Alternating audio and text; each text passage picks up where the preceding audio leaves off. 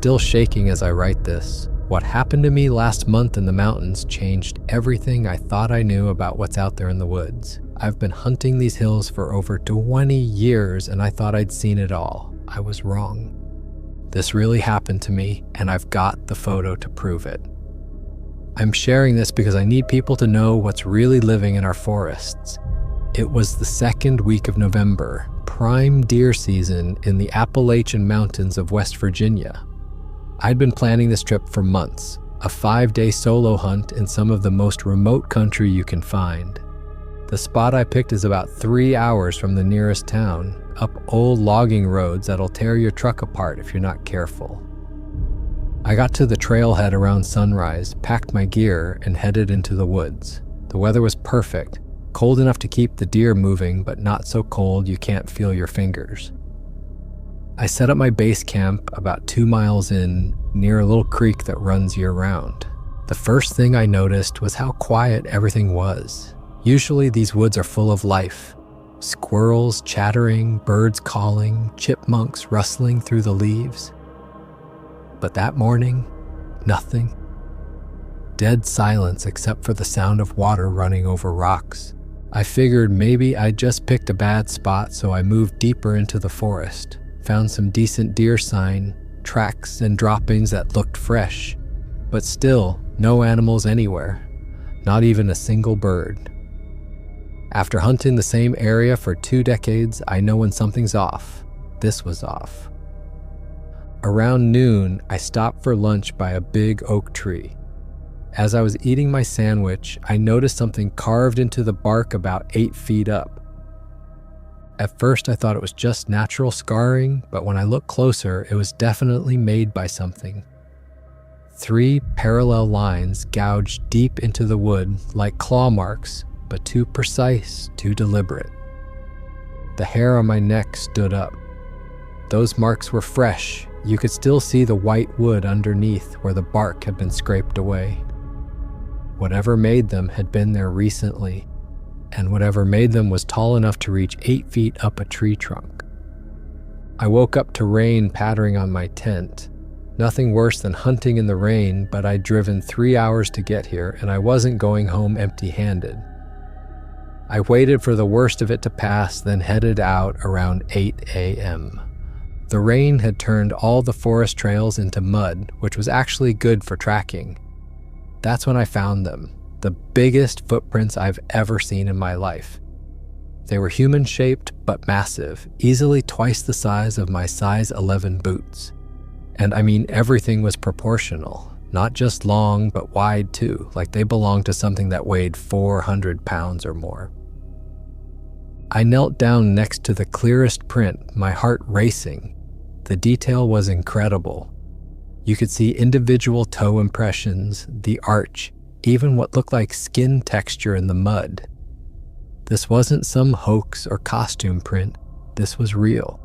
The stride length was what really got me. Each step was nearly 4 feet apart. I'm 6 feet tall with long legs, and my normal stride is maybe 2.5 feet. Whatever made these tracks was not only huge, but taking massive steps, covering ground fast. I followed the trail for about a 1/4 mile. The prints led uphill toward the ridgeline, following no trail that I knew of. Just straight through the thickest part of the forest. The weird part was how the prints just stopped, not at a creek or a rock outcrop or anywhere that made sense. They just ended in the middle of a small clearing, like whatever made them had just vanished into thin air. I took photos of the best prints with my phone, measuring them against my boot for scale. When I showed them to people later, most said they had to be fake, but I know what I saw, and I know these mountains better than anyone. That night was when I first realized I wasn't alone out there. I'd gotten into my sleeping bag around 10 p.m., listening to the normal sounds of the forest settling down for the night. Usually you hear owls calling, raccoons moving around, all the normal night sounds. But that night was dead silent. Around midnight, I woke up to what sounded like something moving around outside my tent. Heavy footsteps in the leaves, but not random movement. These footsteps were circling my campsite in a deliberate pattern, like something was studying my setup. I lay there listening, trying to figure out what kind of animal would be bold enough to come that close to a human camp.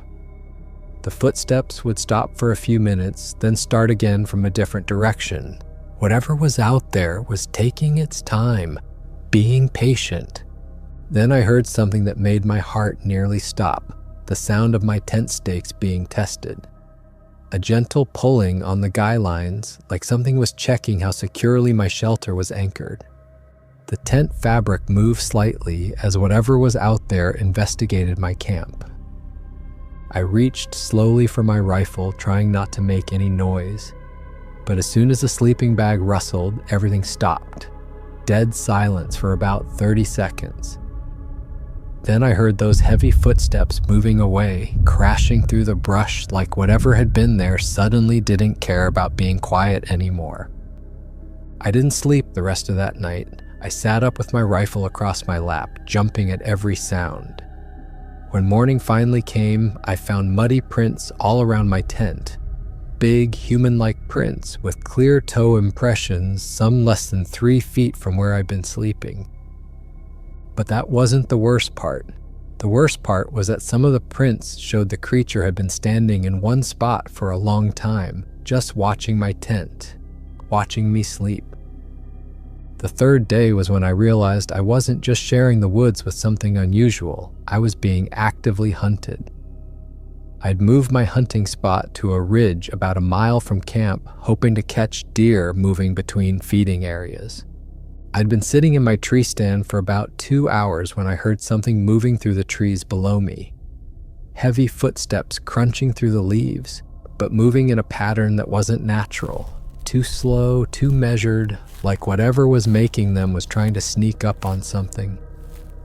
My heart jumped. Maybe it was the buck I'd been waiting for. I raised my rifle and waited for whatever it was to step into the clearing. I had a perfect view of the area below, good shooting lanes in every direction. But nothing came out. The footsteps stopped right at the edge of the trees, maybe 50 yards away. I could hear breathing. Deep, heavy breaths like something big trying to catch my scent. But I couldn't see anything, even with my scope. That's when I realized the breathing wasn't random. It was deliberate, controlled, like whatever was down there was testing the air, analyzing what it was smelling. And I knew with absolute certainty that it had found my scent and was figuring out exactly where I was. I stayed motionless in my stand for what felt like an eternity.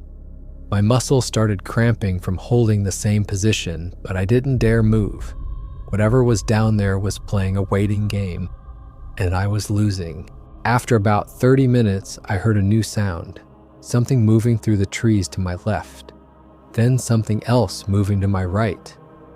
The original breathing sound was still coming from straight ahead. There wasn't just one of them anymore. I was surrounded. My mouth went dry.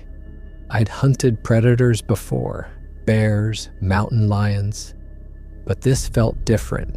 This felt coordinated, intelligent, like they were working together to corner me. The sounds continued for another 20 minutes, always moving, but never coming close enough for me to see anything. It was psychological warfare, and it was working. My hands were shaking so bad I couldn't have made a clean shot even if something had presented itself. Finally, I heard one clear sound, a low whistle that seemed to come from directly below my stand. It lasted about 5 seconds, rising and falling in pitch like a signal. Immediately, all the other sounds stopped. Then I heard them moving away, all at the same time, like they'd received an order to retreat. I waited another hour before climbing down from my stand. When I finally worked up the courage to investigate the area where I'd heard the breathing, I found something that made my skin crawl. Impressions in the leaves where something large had been lying down, watching my stand. The depressions were huge, at least 8 feet long and 3 feet wide, and they were positioned with a perfect view of my hunting spot. Whatever had been there had been studying me for hours. That afternoon, I found more sign, broken branches at about the 8-foot level, snapped clean off, not chewed by deer or bears. And they were fresh breaks too, the wood still green inside.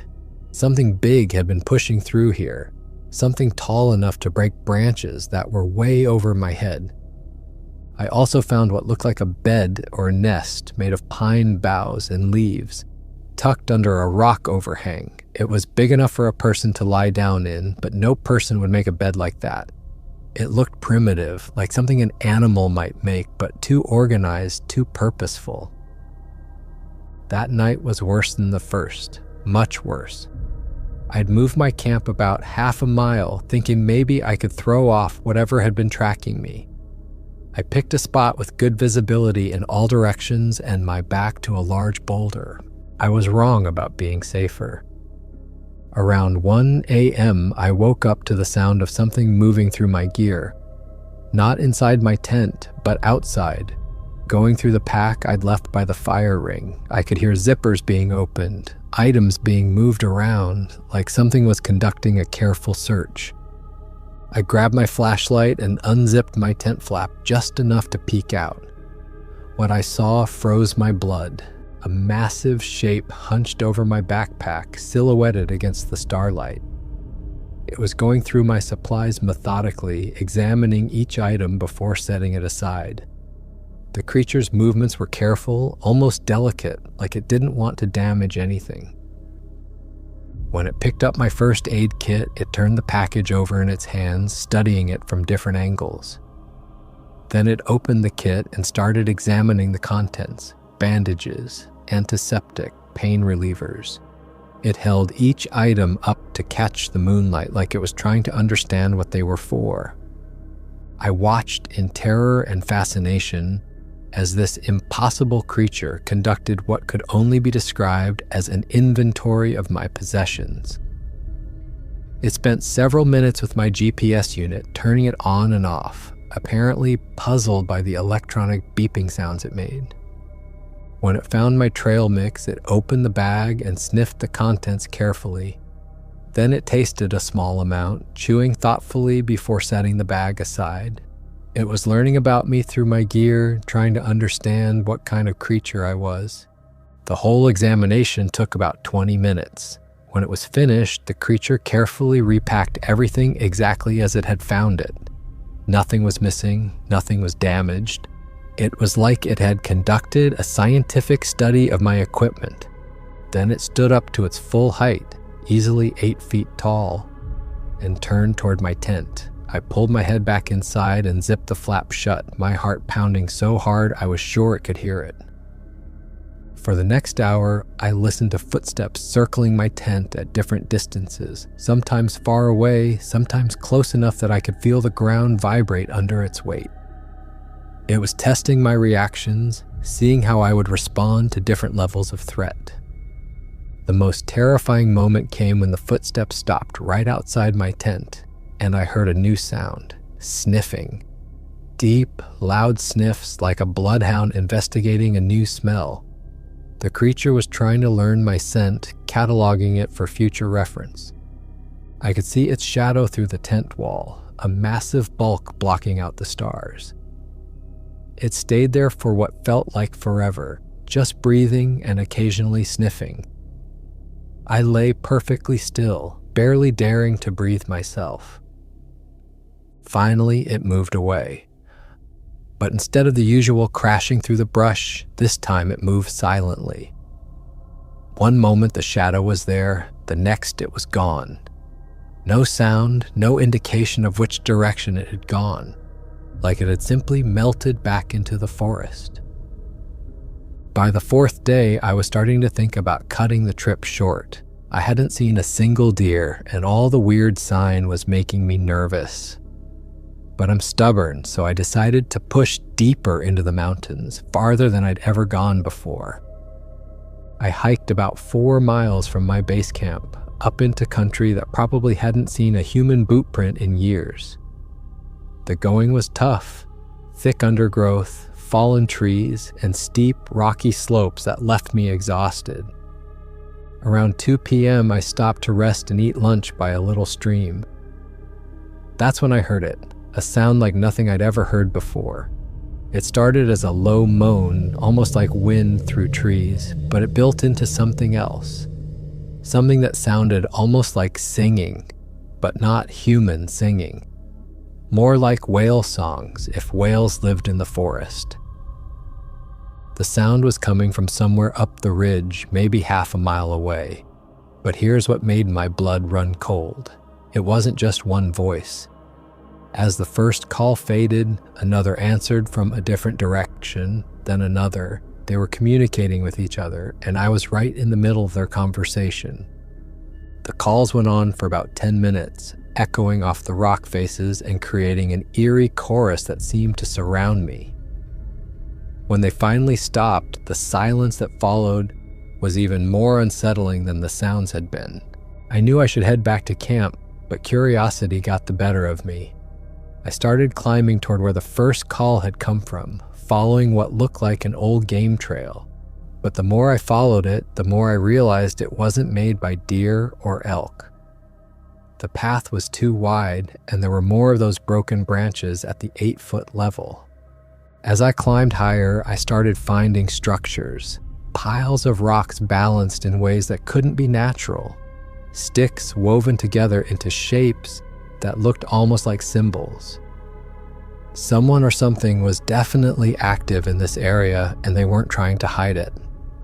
The most elaborate structure was about 12 feet off the ground, suspended between two large trees.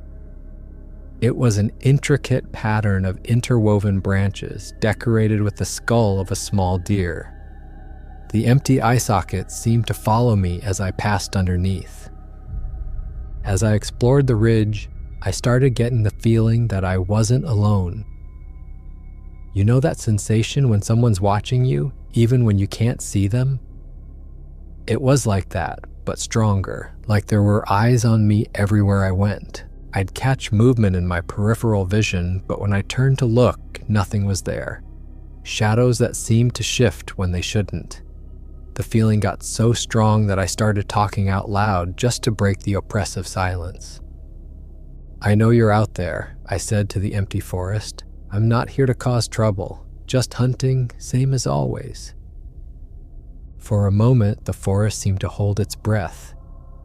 Then I heard a response, not words, but a low rumbling sound that seemed to come from all around me. Like a growl, but deeper and longer than any animal I'd ever heard. It vibrated through my chest, resonating in my bones. That's when I found the kill site. About a mile from where I'd heard the strange singing, I came across what I can only describe as a kill site. The remains of a deer scattered across a small clearing, but this wasn't the work of coyotes or bears. This was something else entirely. The bones had been broken open with tools, marrow extracted with surgical precision. The skull was cracked in half like a walnut, the brain cavity completely cleaned out. Long bones were split lengthwise to access every bit of marrow inside. But it was the arrangement that really got to me. The remains had been placed in a rough circle around a fire pit that was still warm, ashes still glowing faintly. In the center of the circle was a pile of deer antlers, stacked point up like some kind of shrine. Around the perimeter, sharpened sticks had been driven into the ground at regular intervals. Each stick was about 4 feet tall and carved with crude symbols, scratches and notches that looked almost like primitive writing. The smell was overwhelming, not just the normal smell of death and decay, but something else. Something musky and wild and alien. It filled my nostrils and made my stomach turn. I took photos of everything, but my hands were shaking so bad most of them came out blurry. I knew I was looking at evidence of intelligence, of planning, of something that definitely wasn't supposed to exist in these mountains. As I was photographing the bone circle, I heard a branch snap behind me. I spun around, rifle ready, but saw nothing. Just trees and shadows and the feeling that something very large was watching me from just out of sight. I got out of there fast, but I could feel eyes on me the entire way back to camp. That night was the worst yet. I'd barely fallen asleep when something woke me up, a sound like nothing I'd ever heard before. It started as a low humming, almost like an engine idling in the distance. But it was coming from outside my tent, close enough that I could feel the vibrations through the ground. I lay perfectly still, trying to figure out what could make a sound like that. The humming continued for about 5 minutes, rising and falling in pitch. Then it stopped, and I heard the footsteps start again. But this time was different. This time, whatever was out there wasn't trying to be quiet. The footsteps were loud, deliberate, circling my tent in a tight pattern. With each pass, they got closer. I could track the movement by sound, starting from my left, moving around behind the tent, past my right side, across the front, and back to the left. Each complete circle took about 2 minutes, and with each circuit, the radius got smaller. After the 5th or 6th circle, the footsteps stopped right in front of my tent. I could hear breathing again, but this time it was different. Angry breathing, like something trying to control its temper. Then I heard the most terrifying sound of my life, the slow, deliberate sound of my tent zipper being pulled down. Just a few inches, but enough for something to look inside. I could see a dark shape through the thin nylon wall of my tent, blocking out the starlight. Something enormous was crouched right outside, close enough that I could smell its breath. It smelled like raw meat and something else, something wild and primal. I lay there frozen, afraid to move, afraid to breathe. The zipper opened another few inches. Then I saw an eye, massive, dark, intelligent, peering through the gap directly at me. We stared at each other for what felt like forever, but was probably only seconds. I could see intelligence in that eye, awareness, recognition. It knew I was awake, it knew I could see it, and it was deciding what to do about it. I reached slowly for my rifle, trying not to make any sudden movements. But as soon as my hand touched the gun, the eye disappeared. The zipper snapped shut, and I heard those heavy footsteps moving away fast, accompanied by what sounded like frustrated growling. But it wasn't gone. For the rest of the night, I could hear it moving around my campsite at various distances. Sometimes close enough that the ground shook under its weight, sometimes far enough away that I could barely make out the sounds, and occasionally I'd hear that humming again. Different pitches, different patterns, like it was trying to communicate something, or maybe trying to drive me insane with sleep deprivation. When dawn finally came, I found evidence that my nighttime visitor had been busy. Rocks had been arranged in patterns around my tent, lines and circles that definitely weren't natural. My camp chairs had been moved and stacked in a neat pile. Even my cooler had been opened and the contents examined, though nothing was taken. I should have packed up and left that morning. Every instinct I had was screaming at me to get out of those mountains. But I was curious. I wanted to know what I was dealing with. The next morning, I followed what looked like a game trail up toward the ridgeline. But the more I followed it, the more I realized it wasn't made by deer or elk. The path was too wide, and there were more of those broken branches at the 8-foot level. After about 2 hours of hiking, the trail led me to something I'll never forget. An area of broken cliffs and rock formations near the top of the ridge. Huge boulders lay scattered around like they'd been dropped by a giant. Between the rocks, there were caves and crevices, natural shelters formed by the way the stones had fallen. The trail led directly to one particular cave entrance, hidden behind a screen of pine trees and fallen rocks. You'd never find it unless you knew exactly where to look. The opening was huge, at least 10 feet high and 8 feet wide, big enough for something very large to walk through upright. But it was what surrounded the cave that really got my attention. Bones everywhere, piles and piles of animal bones sorted by type.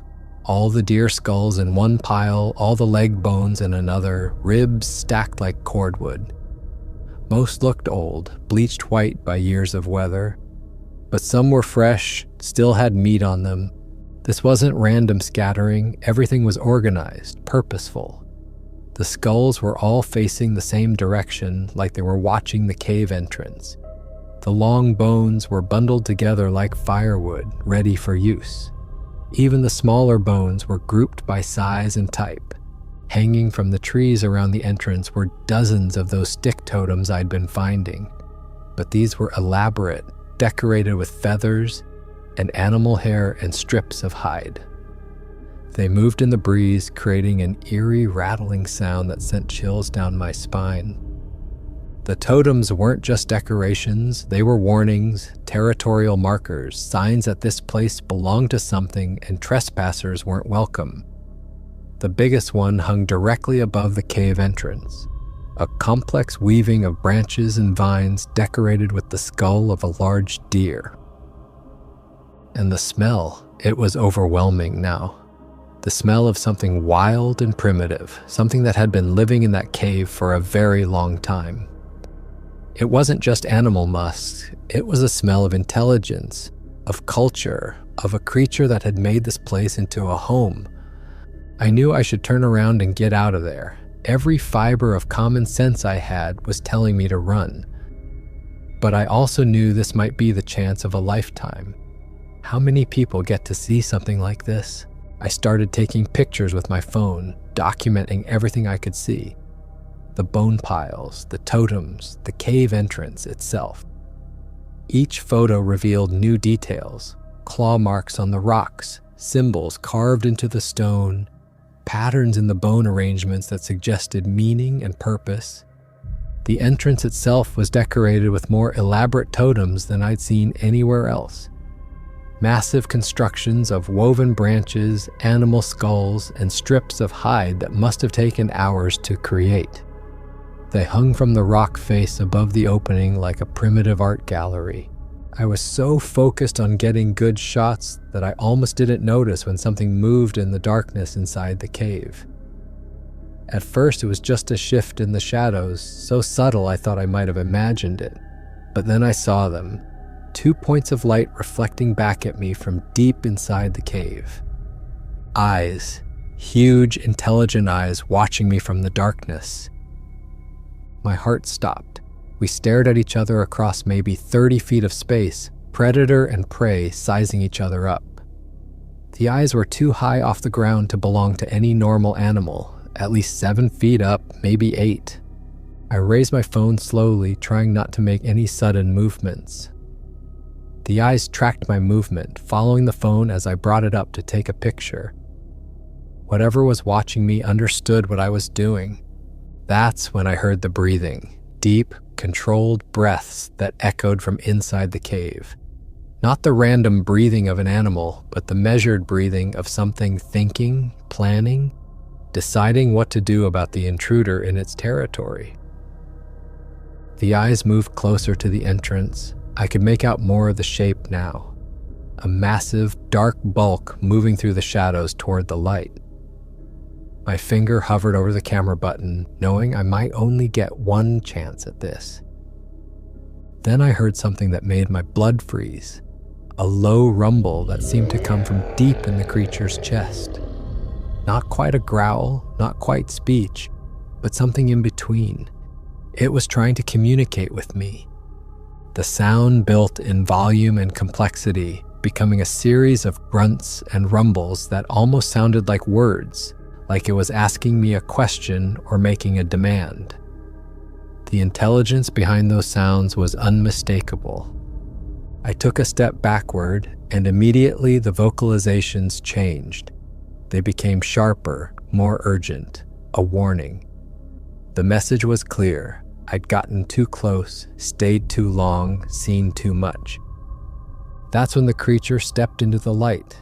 It filled the entire cave entrance, 8 feet tall at least, with shoulders that must have been 4 feet across. Covered in dark brown hair from head to toe, but the face was almost human. High forehead, deep-set eyes, a nose that was flatter than human but more prominent than ape. The most unsettling part was the expression. It wasn't the blank stare of an animal. This creature was thinking, evaluating, making decisions. It looked at me with the kind of intelligence that made me realize I wasn't the apex predator in this situation. We stared at each other for what felt like an eternity, but was probably only 3 or 4 seconds. I raised my phone and hit the camera button just as the creature took another step forward, moving fully into the light. The camera made its little electronic clicking sound and the creature's head snapped toward the phone. Its expression changed from curiosity to something else, recognition, maybe, or alarm. It understood what the device was, what I had just done. Then it opened its mouth and let out a roar that shook the entire mountain. The sound was incredible, louder than any bear, deeper than any lion, with harmonics that seemed to resonate in my bones. It wasn't just noise, it was a declaration, a challenge, a promise of what would happen if I didn't leave immediately. But that wasn't the worst part. The worst part was when other voices answered from deeper in the cave. More roars, more calls, different pitches and tones. A whole family of these things lived in there, and I'd just announced my presence to all of them. The creature in the entrance let out another roar and took a step toward me. That's when my survival instincts finally kicked in. I ran faster than I'd ever run in my life, crashing through brush that tore at my clothes and over logs that nearly sent me tumbling down the mountainside. Behind me, I could hear it following, but not just it. Multiple sets of heavy footsteps pounding through the forest, breaking branches and sending rocks tumbling down the slope. The sound was terrifying, like a stampede of giants charging through the woods, getting closer with every second. I could hear them calling to each other as they ran, short, sharp barks that sounded like hunting calls. They were coordinating their pursuit. I risked a glance over my shoulder and saw dark shapes moving between the trees, maybe 50 yards behind me. They were keeping pace easily, not even breathing hard while I was already gasping for air. If they wanted to catch me, they could. The fact that they weren't closing the distance made it even more terrifying. They were hurting me, controlling my escape route. I stumbled and went down hard, scraping my hands and knees on the rocky ground. For a split second, I thought it was over, but when I looked back, the shapes had stopped. They were just standing there in the trees, watching me struggle to get back on my feet. One of them, the big one from the cave, stepped partially into view. Even at 50 yards, its size was incredible. It raised one massive arm and pointed down the mountain toward my camp. The message was clear: go that way and don't come back. I didn't need to be told twice. I made it back to my truck in under 2 hours, a hike that had taken me 4 hours the day before. My lungs were burning and my legs felt like jelly, but I didn't stop moving until I could see my vehicle through the trees. As I threw my gear in the back, I kept expecting to see those dark shapes emerging from the forest. But the woods stayed quiet. Whatever had chased me had decided I'd learned my lesson. I got out of there as fast as I could, bouncing down that terrible logging road like I was being chased by demons. It wasn't until I was back on the main highway that I felt safe enough to stop and look at the photos on my phone. Most of them had come out dark or blurry, but that one shot, the one I took right as the creature stepped into the light, was perfect, clear, detailed, undeniable. The best photo of a Bigfoot that anyone's ever taken, as far as I know. At first, I didn't know what to do with the photo. I knew people would think it was fake, that I'd made it up or edited it somehow. But I also knew that what I'd experienced was real, and maybe there were other people out there who'd had similar encounters. I started by showing it to people I trusted. Family, close friends, hunting buddies who'd known me for years. Most of them believed me, especially when they saw how shaken up I still was weeks later. My brother-in-law wanted to run the story in the local newspaper, but I wasn't ready for that kind of attention. Instead, I started sharing it online, in forums where people discuss this kind of thing. The response was incredible.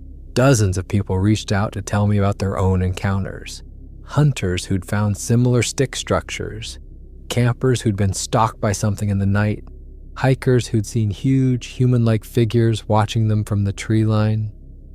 My buddy Jake told me his grandfather used to talk about seeing something like that in these same mountains back in the 1960s. Said the old-timers all knew there was something out there, but they kept quiet about it because people would think they were crazy. Another friend told me about finding similar stick structures on his property, weird totems made of branches and rocks that definitely weren't natural.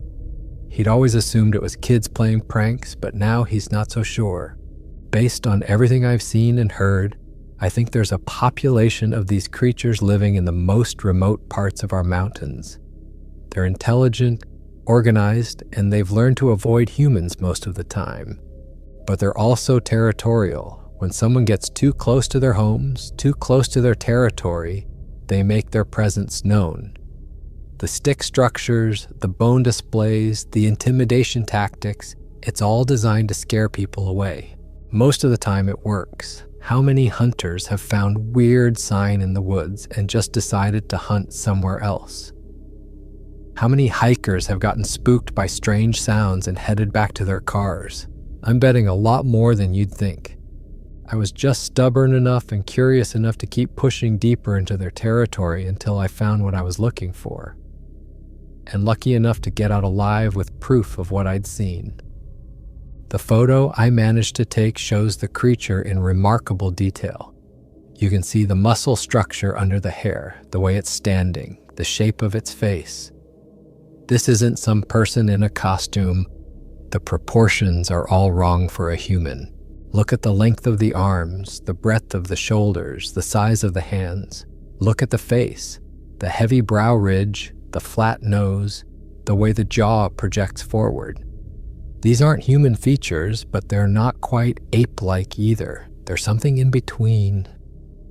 The creature appears to be male based on its size and build. It's looking directly at the camera, which means it was aware of me and chose to show itself. Whether that was curiosity or a threat display, I'll never know.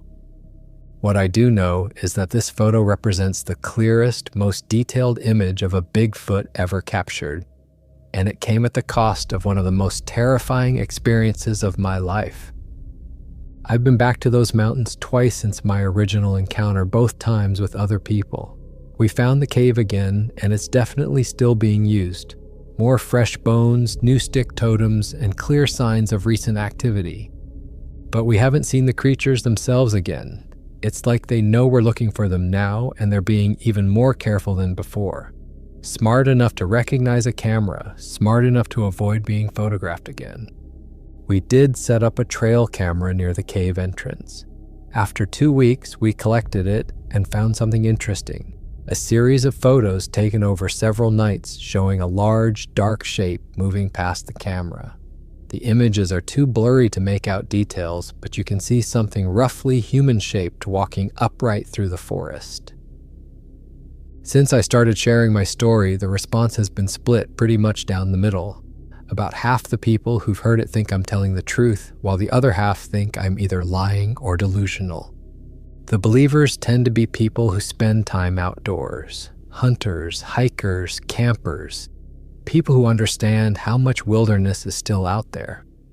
They know that new species are discovered all the time, and they're open to the possibility that something large and intelligent could have avoided detection.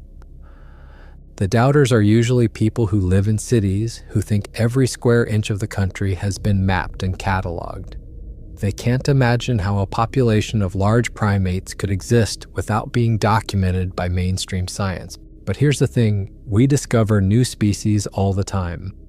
Just in the last decade, scientists have found dozens of new mammal species, including several new primates.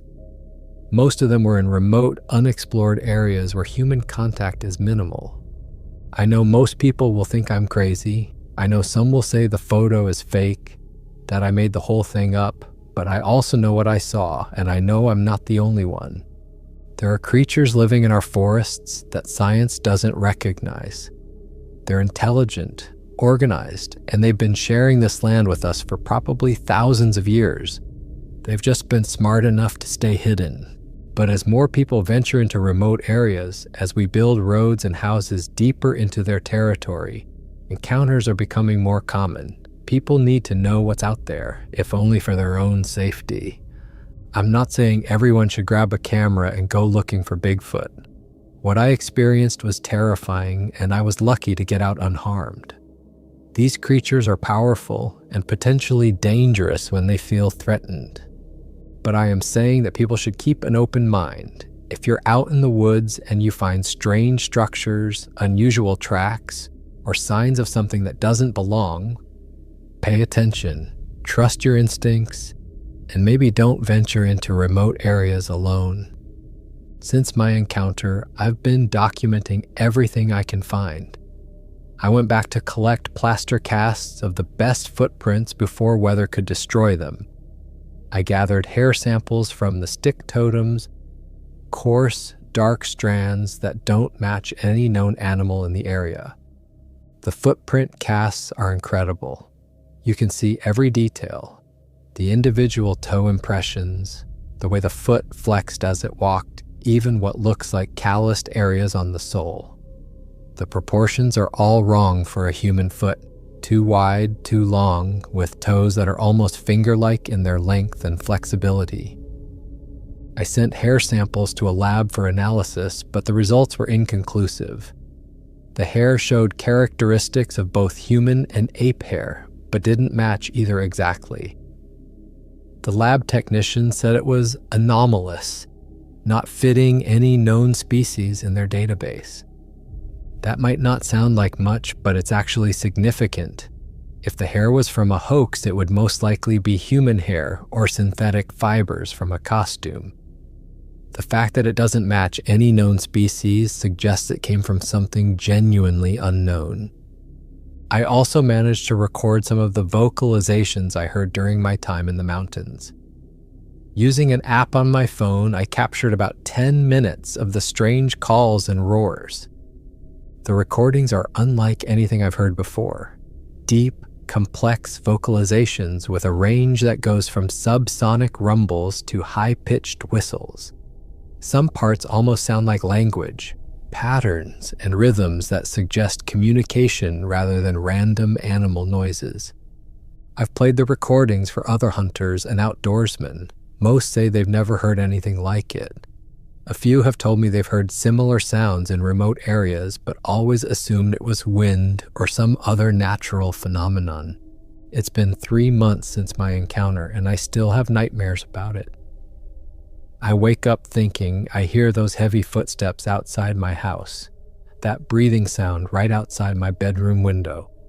My wife says I've changed since the trip. I'm more nervous, more aware of my surroundings. I check locks twice before bed, and I won't go outside after dark without a flashlight and my sidearm. But I'm also fascinated. I've read everything I can find about these creatures, watched every documentary, studied every piece of evidence. The more I learn, the more convinced I become that what I saw was real. When I'm driving through forest country, I find myself looking into the tree line, wondering what might be watching me from the shadows. When I hear about missing hikers or unexplained disappearances in wilderness areas, I wonder if they might have stumbled onto something they weren't prepared for. What I experienced in those mountains wasn't just one strange encounter. It was a glimpse into a hidden world that exists right alongside our own. A world of intelligent creatures who've learned to avoid human contact while still maintaining their ancient way of life. Think about it. We've only explored a tiny fraction of the wilderness in North America. There are millions of acres of forest where no human has ever set foot. Is it really so hard to believe that something could be living out there? Something we haven't discovered yet? These creatures aren't monsters or demons. They're just another species trying to survive in a world that's increasingly dominated by humans. They've adapted by becoming extremely good at hiding, at avoiding contact, at staying out of our way. But sometimes, when someone ventures too deep into their territory, when they get too close to their homes and families, these creatures make themselves known. Usually just enough to scare the intruder away. Most people get the message and leave. I was too stubborn to leave. And because of that stubbornness, I got the closest look at one of these creatures that anyone's ever had. I've reached out to several universities and research institutions about my encounter and the evidence I collected. Most haven't responded, which doesn't surprise me. Academic careers aren't built on chasing Bigfoot, but a few researchers have shown interest. They understand that if these creatures really exist, it would be one of the most important scientific discoveries in history. A large primate species in North America that's managed to avoid detection by mainstream science? That would rewrite textbooks. The problem is funding and credibility. It's hard to get serious scientific backing for research into something that most people consider mythology. But that's starting to change as more evidence emerges and more credible witnesses come forward. Since I started talking about my experience, I've been contacted by dozens of other people who've had their own encounters. The stories are remarkably consistent. Intelligent, bipedal creatures living in remote forest areas, usually avoiding human contact but occasionally making their presence known. A logger from North Carolina told me about finding a freshly killed elk hung from a tree branch 12 feet off the ground. No human could have gotten it up there, and no known animal hunts that way. A park ranger from Virginia described finding campsites that had been completely destroyed overnight. Tents shredded, food scattered, gear thrown around like something had gone into a rage. But no tracks, no clear evidence of what had done it. A hunting guide from Tennessee sent me photos of trees that had been twisted and broken in ways that seemed impossible. Thick, hardwood trees snapped in half or bent into spirals, like something with incredible strength had used them to mark territory. All of these incidents happened in remote areas, far from roads or towns. All involved evidence of something much larger and stronger than any known animal. And all the people who experienced them had the same feeling I did, that they were being watched, studied, evaluated by something intelligent. I never expected to become part of the Bigfoot mystery. I just wanted to hunt deer and maybe bring home some venison for the freezer. Instead, I stumbled onto one of the biggest mysteries in the natural world. The creatures are out there. I've seen them, photographed them, lived in fear of them for days in their own territory. They're real, they're intelligent, and they're sharing our forests whether we acknowledge them or not. If you're planning to hunt or hike in remote mountain areas, especially in the Appalachians, keep your eyes open. Pay attention to strange sounds, unusual tracks, stick structures that don't belong. Trust your instincts if something feels wrong. And if you're lucky enough or unlucky enough to have your own encounter, document everything. Take photos, record sounds, collect evidence. The more data we gather, the closer we get to proving that these incredible creatures really exist. My story is being heard by people who never would have believed in Bigfoot before. And somewhere in the mountains of West Virginia, in a cave decorated with bones and totems, there's a creature that probably still remembers the day a human got too close and managed to capture its image before running away in terror. The truth is out there, literally walking around in our forests. We just need to be brave enough to look for it. But take my advice, if you find what you're looking for, be ready to run. Because once you've seen them, once you've looked into those intelligent eyes and realized what you're dealing with, there's no going back. The world will never look the same again. For more interesting stories like this, check this one out.